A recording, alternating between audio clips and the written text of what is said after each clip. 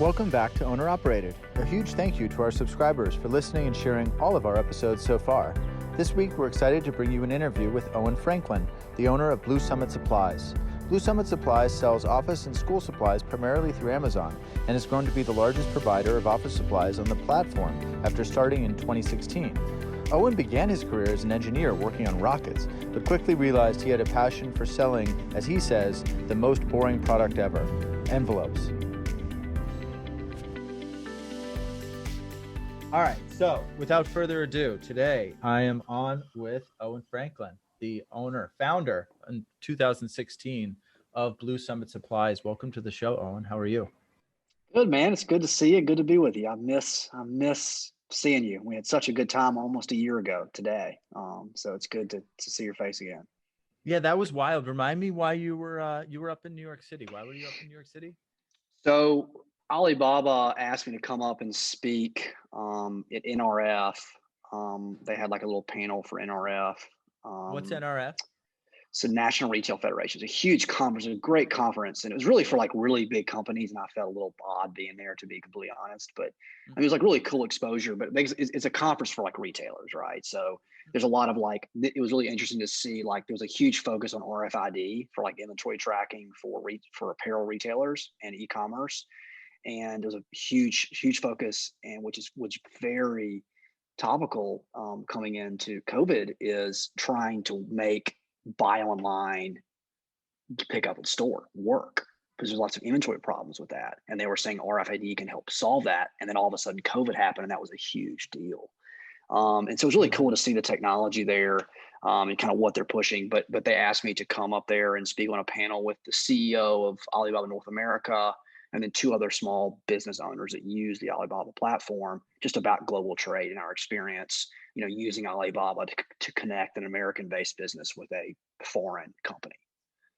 It was, really cool experience. Awesome. So tell me about Blue Summit Supplies. What does Blue Summit Supplies sell? How do you sell it? And just tell me about your business.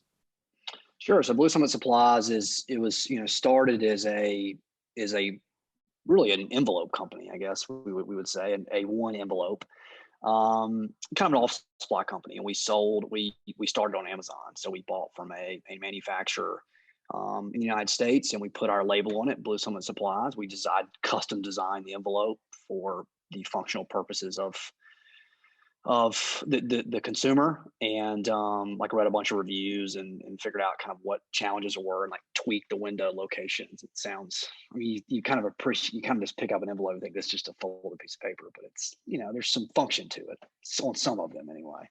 And so we started buying from the manufacturer and selling them on Amazon, selling online, and it just kind of took off. And so we're really kind of, our brand Blue Summit Supplies is really an office supply company. And most of the revenue today is transacted over Amazon.com. There's some revenue in Canada and in Europe, and then on our own website, bluesummitsupplies.com. But we're pretty dependent on Amazon. And then we were kind of building outside of Amazon as well, in more items than just office supplies, like really more like what I would call business supplies. So everything, today, stuff like hand sanitizer, toilet paper, paper towels, coffee, really anything of business. You walk in the door, anything a business would use, we're going to sell or are selling today. And so how did you, I mean, I'm not going to say you picked the most boring thing, but by design, like literally by design, like that's what I wanted, was boring. And so tell me about that. Why?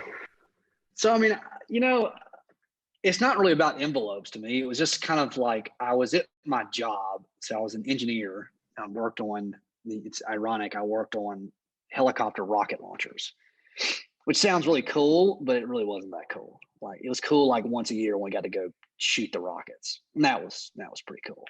But I was pretty bored at my job, and I just started Googling how to make money on the internet. And I found out about this business model about buying stuff from factories and selling it on the internet, Amazon being an option. And when I did it, I wanted something like, everyone like flocked to like a Yeti knockoff, or like a, like something you would see every day. Like it's just easy to think about, right? And so I was like, I want something really, really boring. Because I figured, my logic was, if it was really boring, then the competition would be less. And it really wasn't about like, and like, who wants to tell their friends you sell envelopes on the internet? I mean, you sound like a nut job, right?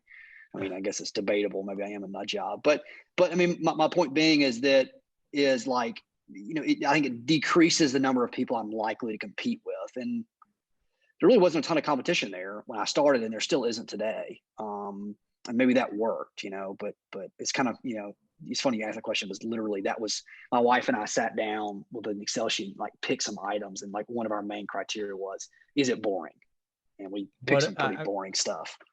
What else was on the list? So, when you go to a restaurant and you get like a number, and they give you a little number, and you sit down and you put the number on like this little stand thing that's got like this little circular O-ring thing, and it just fits between the little circle things. If you know what I'm talking about? Yeah, I do. So those things, I was thinking about sourcing those from a company like in Pakistan or something. And then I tell you what would have been a good business. I think this would have worked really well, actually. And this wasn't quite as boring. It was stainless steel wine glasses. I think that would have been a really good business. And I almost launched those in parallel with the envelopes. And I went back and looked on Amazon like several years later, and the main competitors that were there no longer were there. So I think it likely would have been successful. But we picked envelopes, that in envelopes, like, believe it or not, there's like a lot of different kinds of envelopes. I did not know this 4 years ago, but apparently there's like, really like 25 different kinds of envelopes that are actually pretty popular. And so there's like a lot of SKU selection there that I felt like we could kind of grow an actual business into if it worked. Mm-hmm. And that's why I like the stainless steel wine glasses too, because we were going to sell a stemless one, but there was a stemmed one. And then I thought if that did well, maybe we could get into like, some kind of like, drinking, accessories or something, which really kind of got to be somewhat sexy, but anyway, mm-hmm. I'll shut up. So you no, it's fine. I appreciate it. So now you've made the critical business decision, obviously a good one, to sell envelopes. Then what do you do next? You had to go find a supplier, right? Well, that was really kind of part of the piece of the puzzle. Was the supplier piece was really part of the decision, because I wanted to understand the economics of the situation. Is I wanted to understand, if I bought it for, let's say, $1, could I sell it for $3 or $2.50 or whatever, enough to cover the expense of shipping? A box of envelopes is really pretty heavy. Its cost per dollar is cost per weight is pretty low. Like it's the opposite of an iPhone, for example. And so like shipping is very expensive. So we had to figure out, what cost of goods do I need to be at to actually be able to make money? So all I'm doing is buying something and reselling it for a little bit more. And so that was part of it. And I just went to Google, and it took me a really long time to find an American manufacturer. I wanted to source the first time in the United States, just for simplicity. And it was very hard to do that. It took a lot of phone calls of people thinking I was a complete moron before someone sold it to me. And the irony is, we built this great relationship with the supplier. We're one of their biggest, if not their biggest, US based customers now. And they didn't want to take our PO at first. They thought I was like trying to rip them off or something. I was like, dude, just take my credit card and send me the 500 boxes, like, please.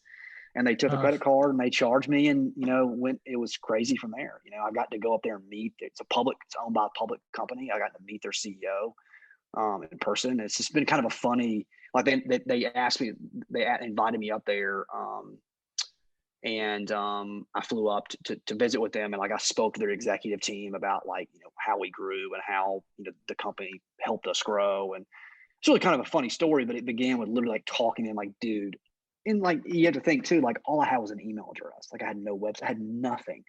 I mean, of course, like, I don't blame them, right? Like, if they're like a legitimate big company, and I was some idiot in Alabama with an email address that was entirely too long, and I wanted 500 boxes of this custom envelope they'd never seen before.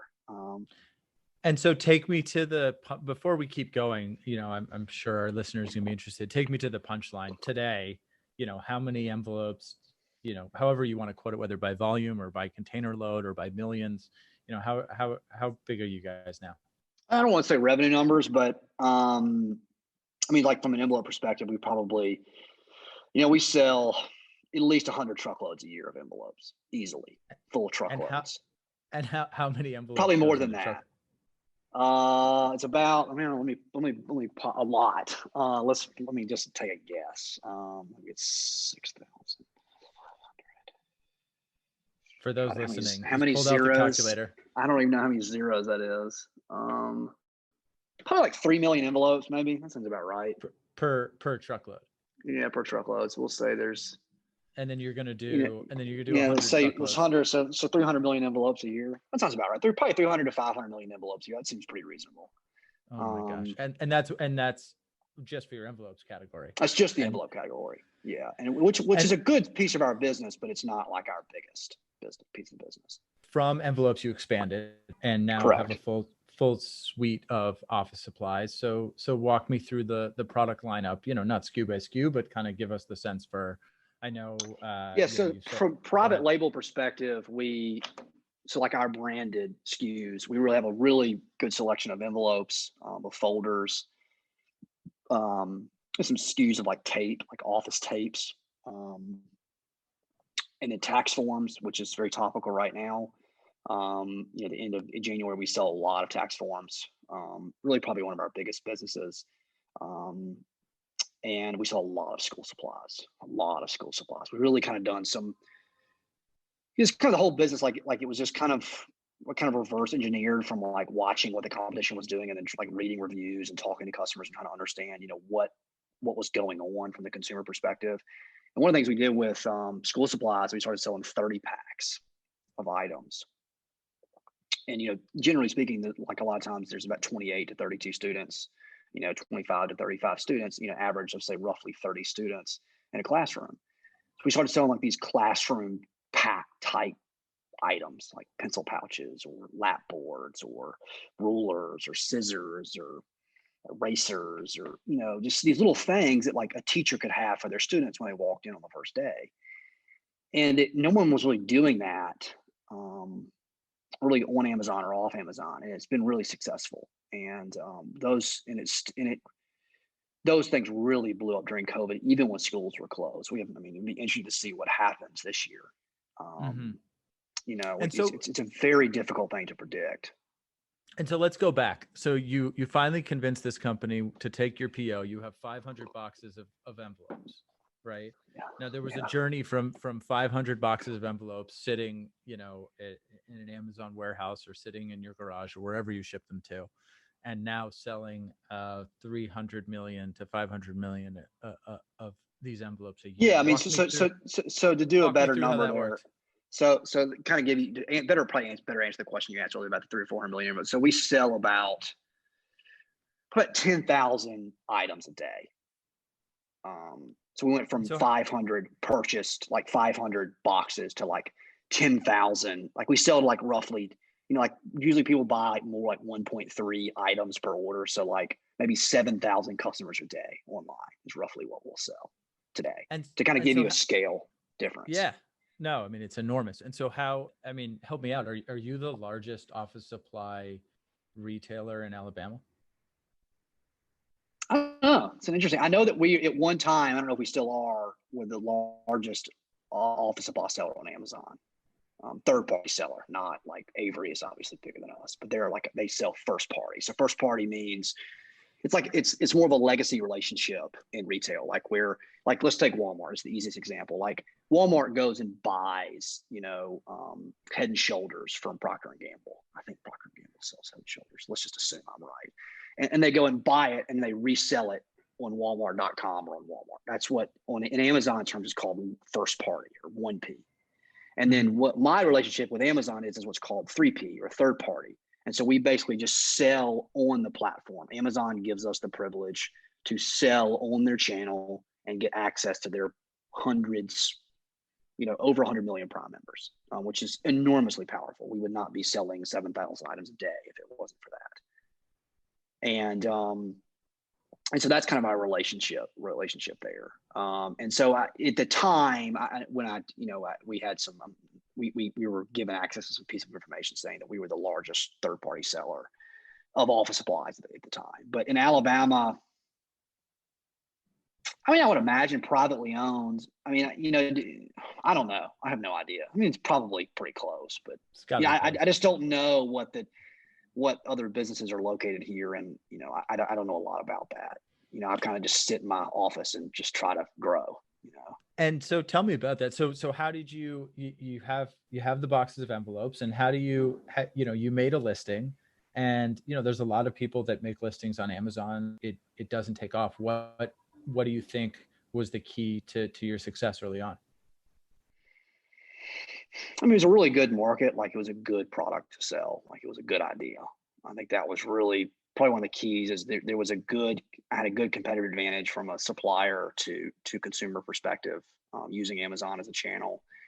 And then I have an engineering background, and so I was very obsessive about advertising. Like, I really kind of, you know, I guess, to use some terms people say, kind of geeked out on how it worked and how the algorithm worked and how do we put money in correctly to get a correct return based on our cost. And I was very aggressive with advertising, very, very fast. And I think that's really what did it. Like, I was very uninterested in making any money, and I just wanted to grow. And I wanted to get organic position. I wanted to get free. That's what's the beauty of Amazon. What makes Amazon so powerful is that I think a lot of people don't realize this. They don't sell online. Is that real estate? So, like, let's take from a typical consumer perspective. They probably bought toothpaste on Amazon, right? So someone goes on to Amazon.com, or they pop on the Amazon app, they type in toothpaste, and something shows up there. I mean, mind you, that real estate is digital, but it is valuable. I would argue more valuable than, especially right now, it's more valuable than physical real estate. And the beauty is it's free. Now, sometimes you have to pay to get there, like big advertising. But if there's been, toothpaste on Amazon for 20 years, 15 years, probably, those people probably didn't pay. They just been there a long time, and they're just at the top, and they just make money hand over fist because there's so much search traffic, because the term toothpaste is probably searched 5 million times a day. Because you're saying the average person that buys toothpaste, they type in toothpaste on Amazon, and whatever comes up first, they have a higher likelihood of clicking on the first whatever comes up first, rather than like Correct. reading 15 reviews on toothpaste. And so same with envelopes, right? They type in they want envelopes, and then if you come up in the first listing, the likelihood that they just click and go with you, regardless of the features and regardless of the price, is high. That's what you're saying. Yeah, I mean, I think price is very important, but if your price wasn't good, you wouldn't be on the top of the search results anyway, because you wouldn't convert. I mean, Amazon, you got to think about it from Amazon's perspective. What is that search result algorithm designed to do? It is designed to get you, the customer, what you want. And I would argue that customers want a good quality product that's about as cheap as you can get. So over time, Amazon's good. We all know Amazon is very good, and the algorithm works very well. And so when you type in envelopes, you type in toothpaste, generally the best value item pops up first. And so, and it's kind of a self-fulfilling prophecy. If you use, in my experience, if you use the advertising correctly, is that you get visibility via advertising. The customers decide, this is a good value. They write a good review, and you get a little ranking. And then, the process just repeats itself, and it'll snowball. And eventually you got the advertising spot, and you have the top position. If you typed in envelopes, you're at the top, and you just get a lot of sales, and you do very well. But you're also doing well only because you have a good value per dollar. And so early on, you didn't focus on profitability at all. In fact, were you even operating at a profit margin, or were you taking a loss as you grew? The first years, my accounting was pretty unsophisticated, as you can imagine. The first year, Yeah. I realized very quickly I didn't know anything about accounting, and hired an accountant very quickly who I've become really good friends with and developed a great relationship with. And he's taught me it, because I've never had a business class in my life. And, but we were profitable from year one. Like 2016, we made a profit. Now, it was very small relative to revenue. But and then in 2017, we made a good profit because I had no overhead expenses. I literally had none. I didn't pay myself $1 for the whole year, and we broke into 7 figures in revenue.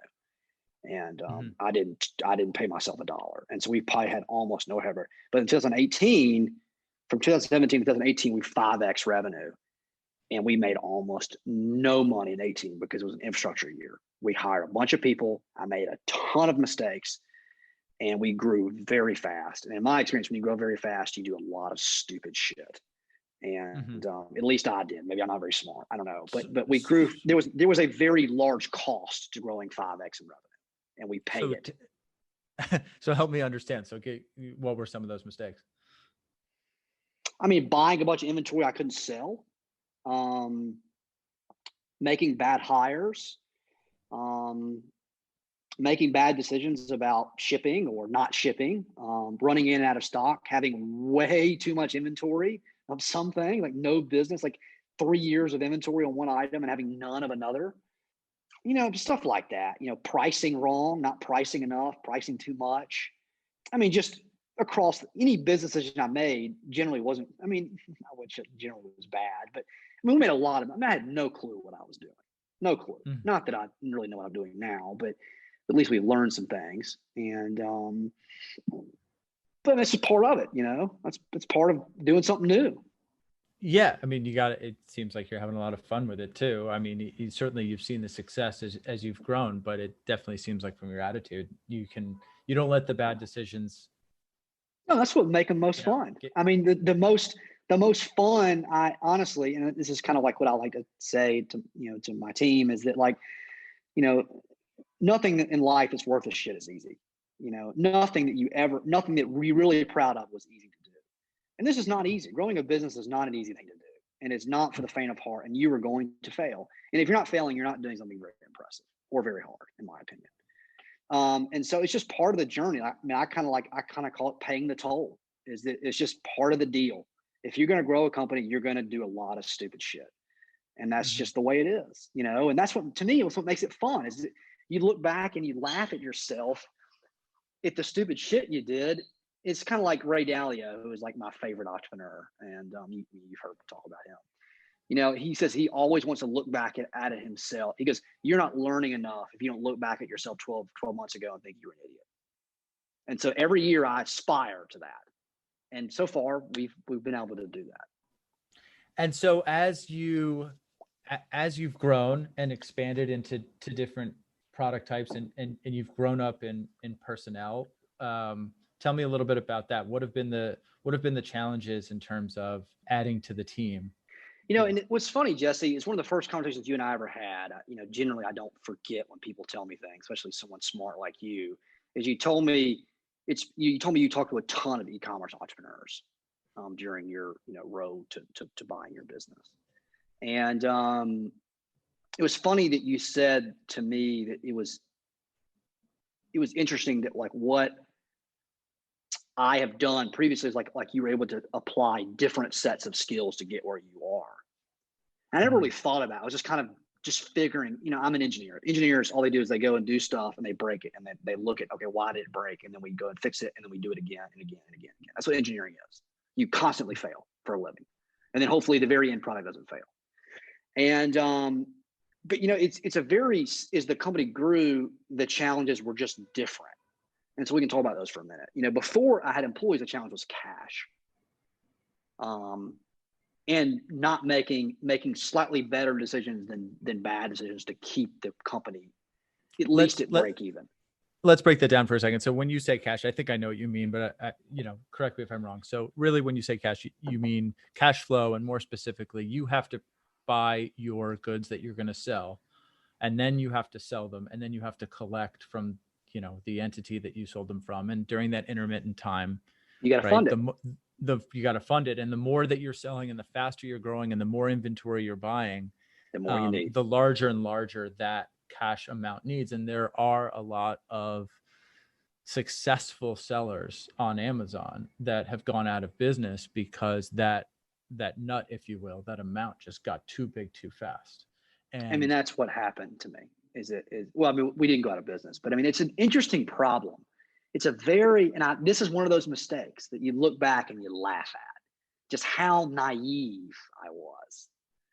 So walk me through. I want to hear I know I'm smiling, but it's not. I know this is a happy ending. So, but walk me through the pain, right? So we made our first sale on September 27th of 16, and we just started selling immediately. Revenue it was like that. It was immediate. It was incredible. I'll never forget that day. And I remember getting about a week in and thinking, I spent like $8,500 on the initial PO, and then I had to spend some cost on like pictures and I had set the company up, LLC. So I'd put maybe 10 grand in the company or something, and I'd spend all that money. I'm selling it, right? I'm making money. I'm selling stuff. No, that's not how it works, Owen. That's not how. Again, you have to remember, I don't know anything about business. Nothing. I'm just screwing around on the internet. And I remember taking a shower about a weekend thinking, I got to buy more inventory. I got to buy more inventory. I'm selling more inventory. And I don't have any more money. I got to put more money in the company. Where am I going to get more money? And it's just like, it's such a simple thing, but yet I didn't think about it. And like looking back, it's like, you idiot, of course. But it's and honestly, that one scenario. So let's talk about the numbers. Let's say I needed another 10 grand to buy some more inventory. And I probably ended up needing, and I ended up running some pretty, well, we'll talk about that in a minute. So I needed like 10 grand more to buy another inventory. And I probably ended up buying double the quantity. So I probably another 20 grand. And again, as I'm paying for advertising, there's money burning on top of this inventory. Mm-hmm. And so it ends up being, I think it's like a factor of like, there's some factor greater than one, about like 2.7 or something. Like if the initial PO was 10 grand, you would need $27,000 to fund the negative cash flow period. Because what happens is, if you plot this thing in time, your initial PO, you drop 10K in the hole, right? Because you bought inventory and and you haven't made any money yet. And then you go to sell it, but the problem is selling it costs money and you don't get any of that money immediately. So then you start climbing, you start digging the hole deeper. And then what happens 10 days in, I'm taking a shower, I'm thinking, shit, I need $20,000 more inventory. And now your hole's 30 grand.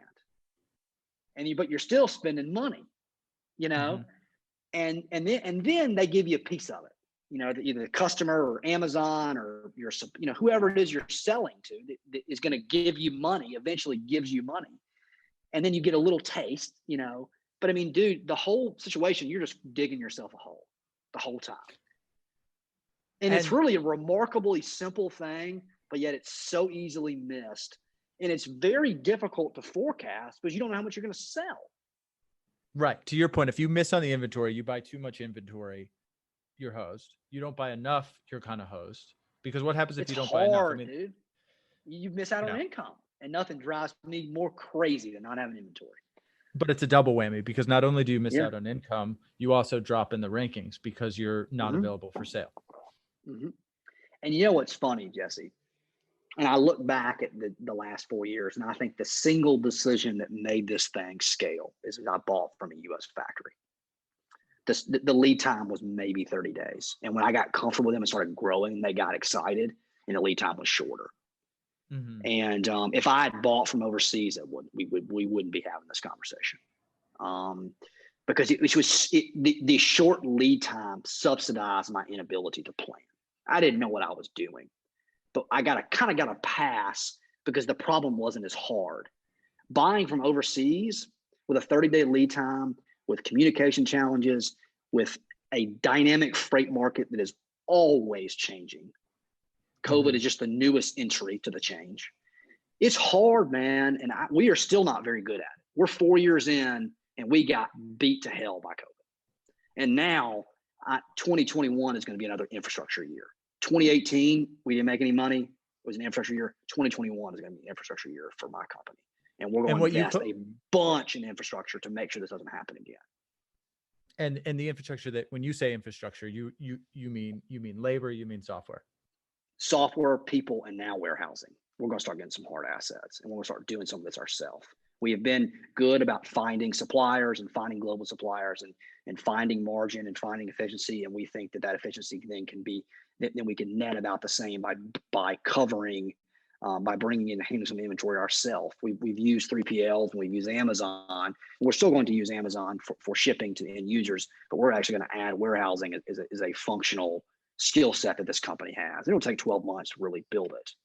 And let's talk about fulfillment for a second, because Sure. you just brought it up. So we'll go through a little fulfillment 101. So you mentioned Amazon's warehouse. So that's when you ship your product directly from whoever supplies it into the Amazon warehouse, and then that's selling it on your behalf.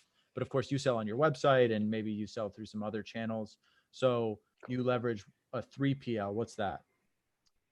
So you don't even know what that stands for. I guess third party logistics, maybe. I think that's what it stands for, actually. I think that's what it stands for. It's basically another company that you don't own that does logistics for you. It's a third party logistics company.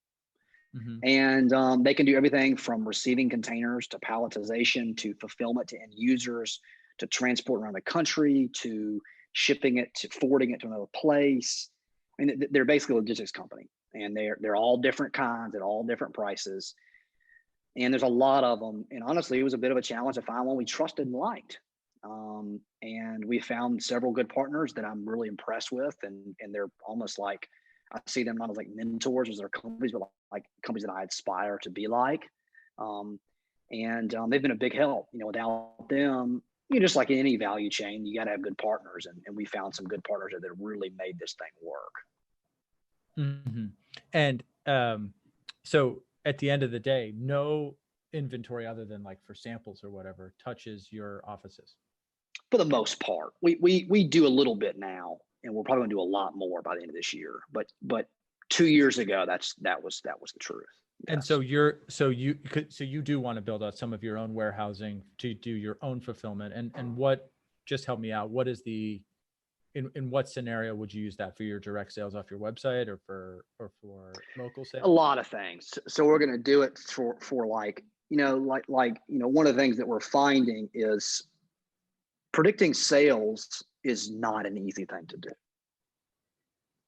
And we thought we would just get better at it when we had more data, and it's just not easy. And COVID, of course, has made that much more difficult. Demand shifted dramatically over the last year, which has compounded the problem. But, we thought that if you buy a brand new item, you have no idea how much you're going to sell. There's just no way to know. And so you have to guess. And generally you guess wrong. And if you have a short lead time, you can kind of cover it. But if you have a long lead time, you're just screwed. And so we thought eventually with enough time in the business, we get enough data, we can predict it well. And it just never happened. So what happens is, if you think about it, in this way, it's really pretty simple, is if an item has a lot of sales velocity, sales volatility, your forecast, your guess is going to be wrong.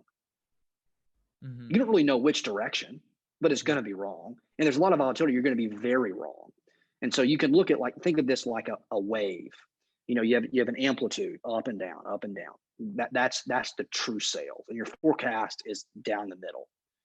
So what you can do is look at the amplitude of that wave, the distance from the center point to the top, the peak of the wave, and begin to approximate how wrong you're going to be. And then we're going to start storing that in the United States. So, and it's just safety stock. And then the fancy retailers have been doing this a long time, I think, but we're not a fancy retailer and we don't really know what we're doing. So we're figuring it out. So this is the strategic Blue Summit Supplies oil reserves. It's like the United States has strategic oil reserves. These will be your strategic envelope reserves. Yes. If you ever need any, let me know. I'll send you a box. If you get in a bind, just let me know.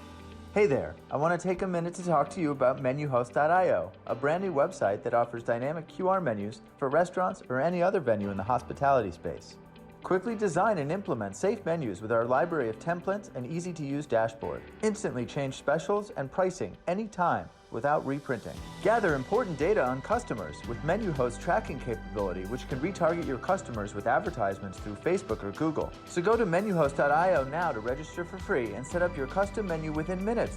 You can even order laminated table cards directly from MenuHost. So if your restaurant, bar, cafe, salon, escape room, or anything else that uses a menu is reopening and wants to do so safely, check out MenuHost.io right now.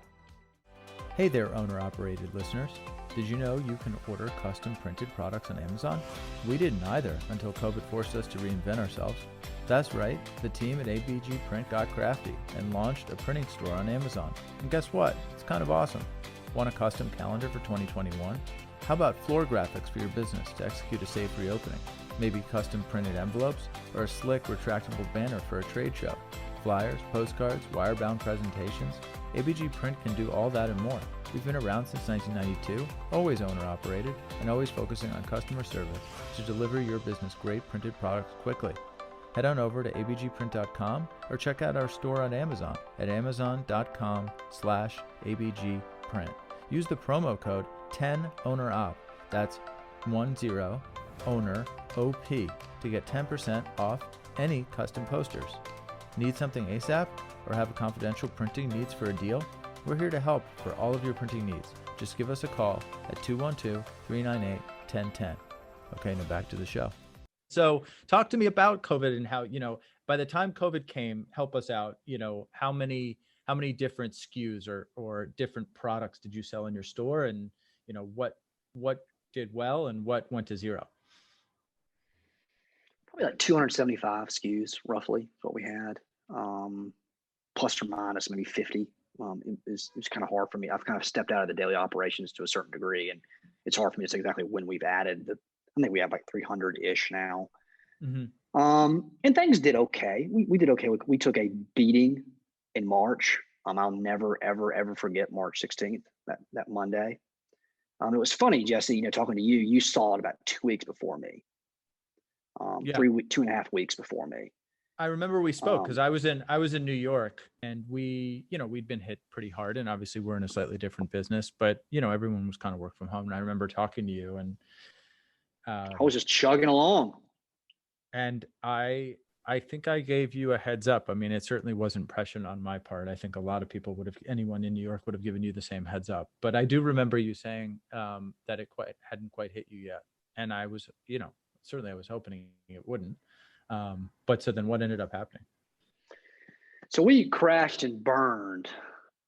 Well, we didn't crash and burn. I mean, things weren't that bad. I'm being dramatic. I'm generally a pretty dramatic individual. Revenue dropped at 55%. It is lowest. And then it came back. And, it's funny about crises.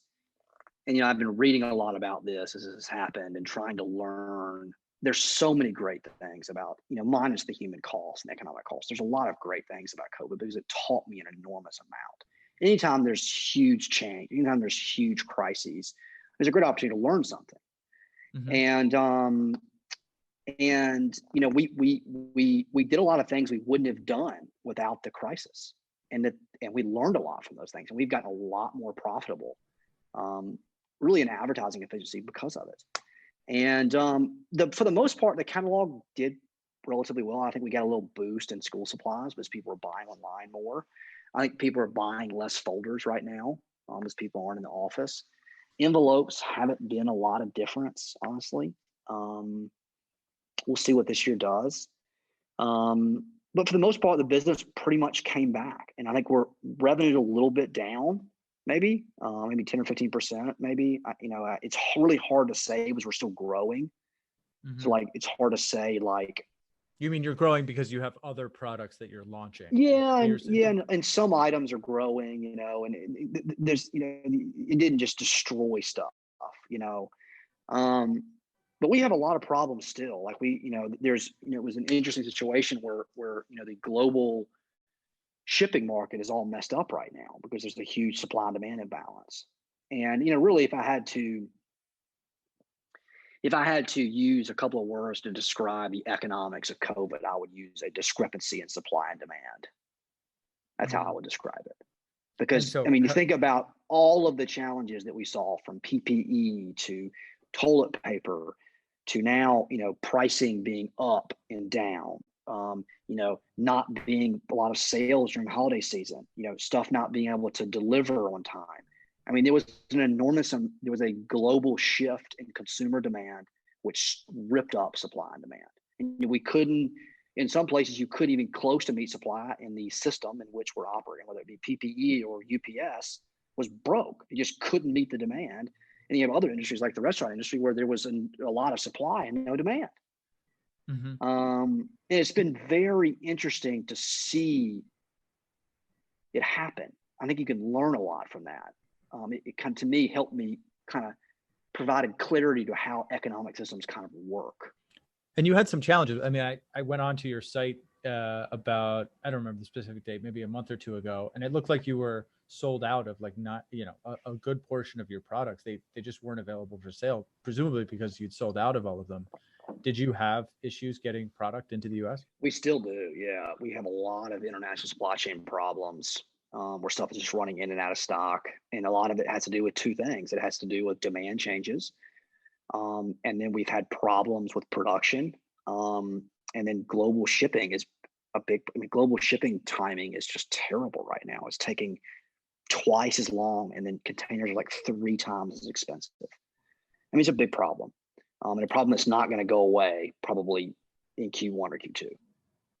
So there's enormous demand for shipping, which is causing both the price to go up as well as the length of time. So then getting back to the inventory planning issues that you talked about earlier. So now the cost of being wrong is even higher. Mm-hmm. Because the lead time is longer, and there's more volatility in the lead time. And our system just broke. We weren't sophisticated enough to handle it. So, and at this point, it's not small numbers, right? I mean, when you're talking, I mean, these are, millions of dollars worth of inventory here. And not very funny. I guess all you can now, do is laugh. I mean, I will say in your case, you don't have a expiration issue, right? No, we're very fortunate. Yeah, we sell tax forms and there is there, but we had a lot of challenges there too. That's a whole nother issue. But generally speaking, no, the stuff we sell doesn't have an expiration date. It sells about the same year round. Help me with a specific example. So, if you want to sell, let's take a different product because we talked a lot about envelopes. What's your favorite product right about now? What's doing well for you that's kind of new? I mean, tax forms are big right now, but it's not a very good example. That stuff's made in the U.S. So let's just say envelopes. Let's just keep it going. Envelopes. Keep it going with the envelopes. All right. So you want to sell an envelope and you want to sell it on June 1st. When do you need to place the order? I don't really know how our supply chain system is being done right now, but roughly I would say, back of the envelope, from my knowledge of running the supply chain, not doing a very good job 2 years ago, I would say 120 days before. So that's what, 4 months? So that 4 months, you said June 1st. So was that March 1st, February 1st, something like that? Yeah. 120 days before, whatever that is. Got it. Okay. A long freaking time, 1/3 the year. Uh-huh. And so now as your business grows, right, you don't want to only be on Amazon, I think. I mean, or do you? I mean, I don't think I wouldn't recommend that. We'll say that. Okay. All right. And so how do you talk to me about, where else do you sell? How do you get off of Amazon? Not off as in leaving, but off as in not just selling on Amazon, and walk me through that process. Yeah, I mean, so from an e-commerce perspective, I mean, you have a lot of options. You set up your own site. I would recommend using something like Shopify. It's a pre-built platform that is frankly incredibly simple to use. Shopify is beginning to compete with Amazon from a fulfillment perspective. They've created their own fulfillment network. It's very impressive. It's a Canadian company, very impressive company, and they have a great, platform to buy stuff on the internet. And I guarantee you, your listeners have bought something on a Shopify network hosted site. This is so common. And then there's Walmart, walmart.com. Walmart has a third party site just like Amazon, and you can sell on Walmart. And Walmart's got a lot of growth this year. Amazon had, talking about supply and demand discrepancies, Amazon had a lot of problems in Q2 and, in the end of Q1 and Q2. We all know that, it took a month to get stuff. And during that time, Walmart jumped in and Walmart made it happen, and Walmart got a lot of growth from that. And so Walmart's channel was growing a lot. And so, sellers can sell on Walmart, and, you can use Walmart has launched their own Walmart fulfillment services, which is basically an Amazon shipping, what is called Amazon FBA, or Amazon's fulfillment by Amazon, where they'll do fulfillment for third-party companies. Walmart has their WFS, Walmart Fulfillment Services, which is a similar model. And there's also 3PL companies, like I would recommend a company called Deliver. It's a young entrepreneur built company, VC funded, very impressive operation. You can use those guys to help do fulfillment for your Walmart sales channel, for Shopify, for Amazon. They'll do it all for you. And then, some people, it's like Wish supposedly is doing very well. Like Deliver's got a partnership with Wish and they're doing very well. And then of course you can sell offline, let's say you're in an industry where, offline sales are common. You can do that. I still think there's, still retail sales are still very small. Is the total piece of the pie online. I was going to go there. So it's still very, that's Amazon's argument from a monopoly perspective is they're like 4% of retail sales or something like that, 5% of retail sales. I don't know what the number is. Please don't quote me on that, but it's a small number. Yeah. And so when you think about something like office supplies, I noticed you've made some recent hires, or they certainly appear on your site to be recent hires in the B2B sales space. Are you, talk to me about that growth now that you've kind of sold through a retail online model, right? Are you also going to go after, the selling to local businesses with, a more, call it brick and mortar approach? Yeah. I mean, it's definitely not brick and mortar, but yeah, we want to add a B2B sales component to the business. I think it's a great way for us to further add value to some of the customers that we have, and also kind of build a presence in the local town we're in, and hopefully take that and grow it elsewhere. And we have relationships with the global factories all over the world where we have very good cost of goods sold, which means we can offer customers in our local city and also other cities very good prices, which obviously matters for a commodity. And then we want to be, pretty high touch. Customer service is pretty important to me, and we're building out a customer service team, and there's going to be domestic, and which is really important. And to me, anyway, I think that's important. I guess the customer will tell us with their wallet in the future, but and we're trying to add that element to the business, which I think will be pretty exciting over the next several years. But that business is a lot more complicated. Amazon. The business we have on Amazon, we sell on Amazon Amazon does a lot of stuff for us, and they do the fulfillment for us. They have the sales channel, and we got to learn a lot. But that's what makes it fun. Is it's an opportunity to do a lot of different things and learn a lot of different stuff, and we'll see what happens. One of the things that is interesting to me about selling on Amazon, right, is Amazon makes a lot of money off of you, right? So if you have $1 million in sales, right, you're paying them, as far as I can tell, you're paying them 5 ways. You're paying them a marketplace fee for just, a percent of the sales. You're paying 15%. 15%. You're paying advertising. And the way it's quoted for you is advertising cost of sales. And I assume that's going to vary product by product, but you have advertising cost of sales. That runs you what? I don't want to say, but it's a significant number.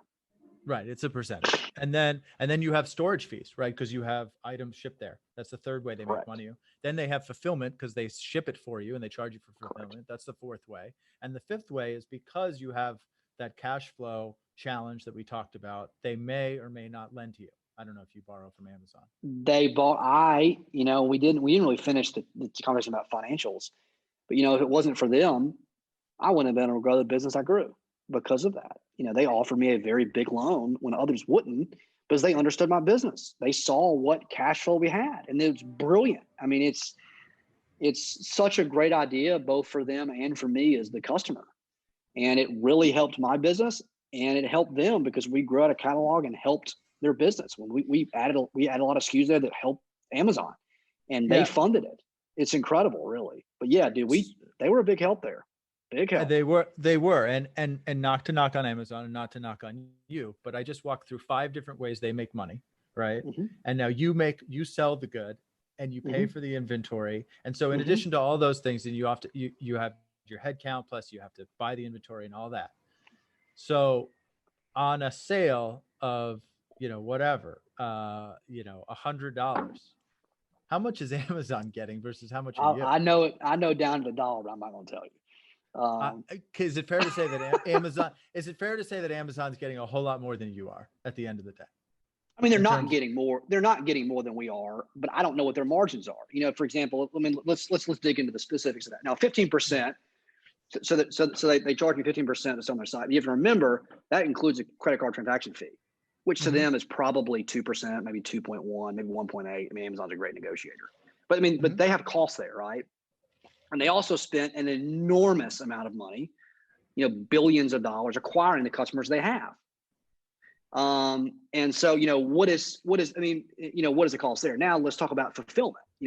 Fulfillment is very expensive, the stuff we sell, because it's big and heavy and costs very much from a percentage to revenue perspective. And, and that, I don't know if they make any money on that, honestly. I think the prime rate subsidizes that because the shipping cost that we get from them is very, very low. Like what it costs to ship an item with an FBA for somewhere else is a joke. And so, those two pieces to me are kind of unfair. Like those things are like huge value adds. Now, advertising is a great business for them. I mean, it's a great business. It's why Google and Facebook are part of the FANG stocks. They're advertising companies. That's what they do. They make a ton of money on pay-per-click advertising. And Amazon has now gotten into that game, and it's a great business. But I mean, dude, it helped me. I wouldn't be in the position I'm in without it. So, although they cost me, although it's very expensive, to me, it was valuable. And I would pay for it and I would do it again. And there's a lot of challenges with that, but they do make a lot of money. And that's why they're worth $1.5 trillion. Got it. Yeah, no, it makes sense to me. And so when you sell items on your website and you use a third party, right, and you have to acquire your own customer and you don't, you have to, have someone else fulfill it. Can you share how much more profitable is it to you to sell something on your own site versus sell it on Amazon? On paper, it's more profitable, but the customer acquisition stuff is pretty gray to us at this point. And so it's really kind of hard to say. Like, I don't really think it, I wish I knew the answer to that question. It's something that we're kind of studying, but that piece of our business is so immature. It's really difficult to do attribution and determine. But from a physical, I'm going to sell this item, it's more profitable. Got it. Okay. Of course, because it's my channel. It should be, or something's wrong. I love this about you because I can tell that you just believe in a certain thing that it's gonna work, and you don't you're willing to make mistakes so long as you learn from them. And that's what makes it fun. But see, that's the point. Like that's every business has a purpose. That's what the purpose of my business is. That it's not to make money. It's we have like a core vision. We call it to add value to our sphere of influence. And, I genuinely believe that the company is being built to help the people that have built it. And I am part of that person. And for me, I just want to learn shit. That's why I started the damn company in the first place. I was bored. Don't get me wrong. I want to make money in the process, but we cannot add value to our sphere of influence. We cannot grow without making money. How do you think you pay for the cash flow problems? With money. How do you think you pay for learning new problems? Money. How do you think you pay for screw ups? Money. And money's a key piece of it. But to me, money is like gasoline to a car. You ain't going anywhere unless you got gasoline, but that isn't the purpose of the car. The purpose of the car is to drive and see your buddies and play golf or go get drinks with your friends or come to work. And so to me, what makes this so much fun is I get to screw up for a living and learn from it. And hopefully one day I'll be really smart. Hopefully one day I can write a book like Ray Dalio wrote and I've actually learned something. That's my goal. And it's just a different way of looking at it. And I think if you get caught up in money, if you get caught up in the short-term objectives that you kind of missed, it's like, what's the point?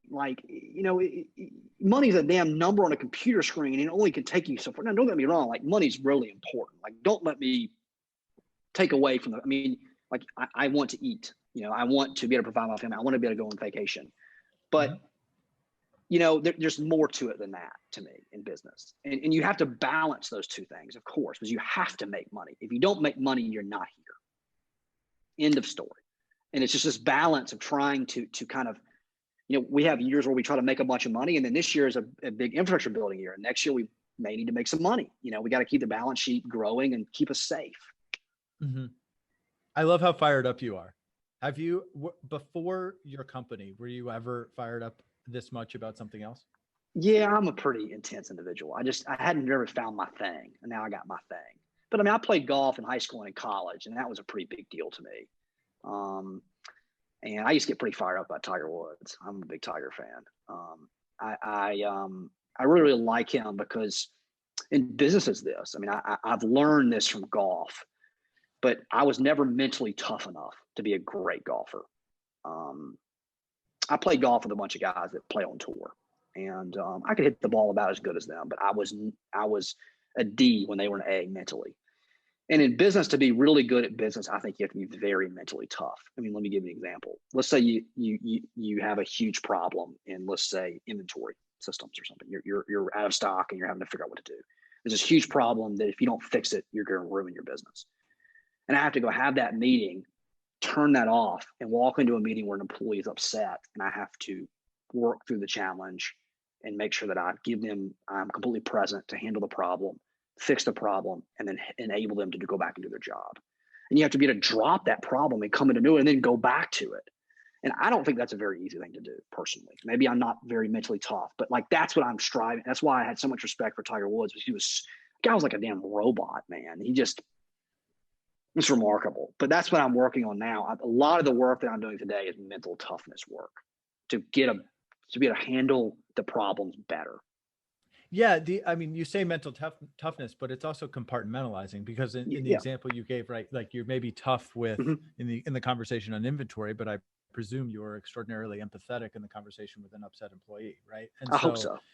And it's and I've been there too, and especially during COVID, I found that there was more of those conversations, and they were more varying, right? I mean, everything from clients not paying to suppliers demanding money to renegotiating a bunch of contracts to employees understandably upset about a whole host of things relative to their own lives being upturned, to medical issues, and having all of those conversations all on the same day and trying to give everyone respect at the same time, on top of you yourself being scared. I mean, this is a very scary time. I mean, I spent a lot of time with two organizational psychologists trying to help coach me to be a better manager, a better leader.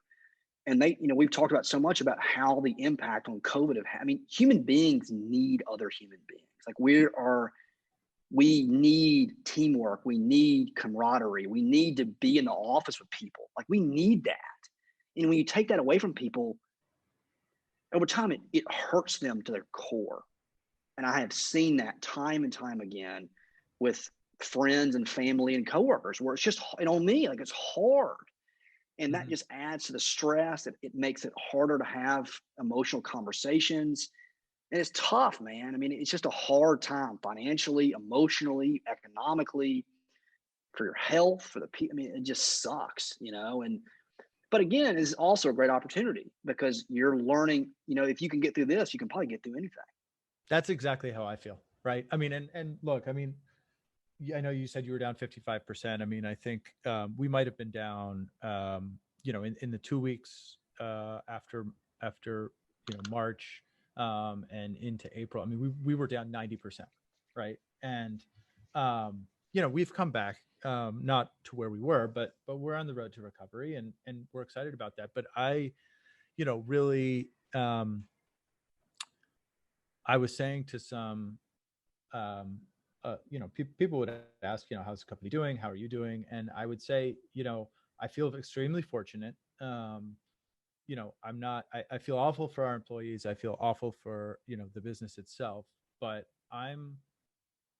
in a way, this is the moment where I get to shine, right? I love the hustle of figuring it all out. Me too. And taking all the broken pieces and finding a way to putting them back together.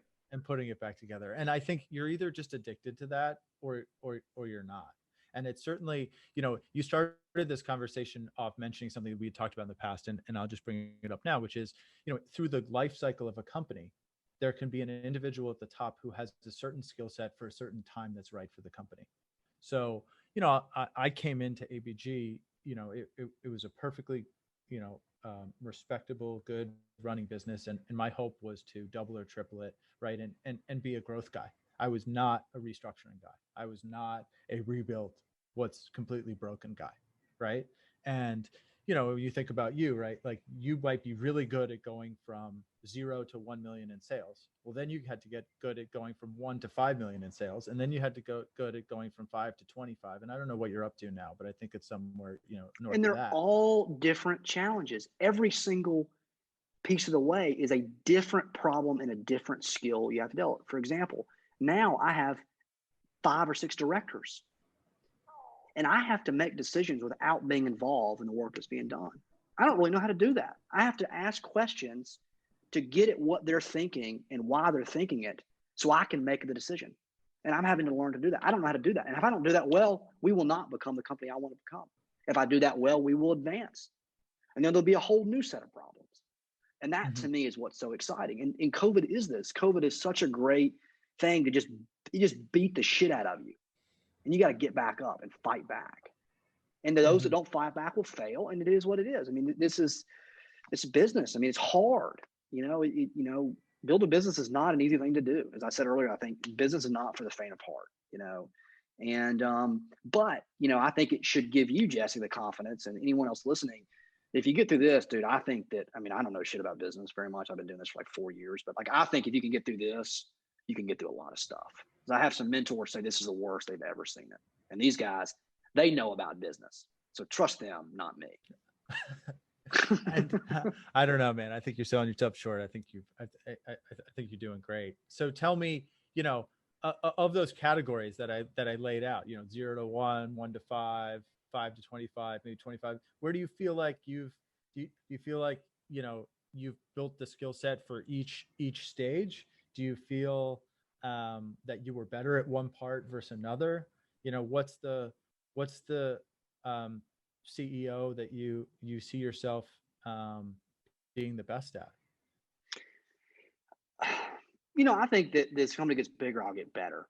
I think if I'm good at anything, and I think I'm good at it, I get, as you can tell, I get worked up about stuff. I'm passionate about what we're doing. I'm proud of what we're doing, and I'm good at working through people. Like I'm good at it. I think inspiring people and building a team and pushing them to do something excellent. And that's what a leader is, right? And I have a long way to go there, like laughably long. And I sit here and I hope that I'm going to listen to this podcast 3 years from now and think, God, what an idiot. You had no idea what you're getting into. That's my goal. You and me both. Both. I think that I'm not a really very good details guy. Like the irony is I have a degree in engineering. That's probably why I'm not an engineer anymore. But I don't do very well. Like I kind of found out, like I can dig into the details sometimes. I don't like to be there. Where I'd struggle mentally, like my mental map problems are like when I go from very high level to connecting the very high level to the very detailed. That's where I struggle a little bit. Like I have a hard time building the structure between the two. And like it's almost like my brain, like it kind of reminds me of my roommate in college who was just a genius. Like never met a guy smarter. And his brain, like I swear, just had more horsepower than mine. And you could I could like hear it. And like that's where I can feel my brain again, like comparing myself to John, like it's stalling. And that's one thing that I have to work on. I have to learn to kind of synthesize the different levels together. And I think it's just going to take time. That's one of my weak points right now that I'm working on. But I think that, again, typical optimistic Owen, like I always think I'm going to get better. I always think that I'll rise to the challenge. But I do think that what I'm best at is kind of being a salesman and being a motivator and getting people going and getting people together and pumping them up and we're going to do this shit. We're going to add a bunch of value to our customers. We're going to change this industry for the good, whatever. And I think that's the skills I need. I also need to be a great decision maker and a great tactician. I don't know how to do that yet. So we're working on it. I recommend if you need to do that, read Ray Dalio. You're pumping that book pretty hard. Dude, like that book is, man, I'll study that thing. When I have problems, I'll study it. And it'll just laugh at me. Like it's so funny.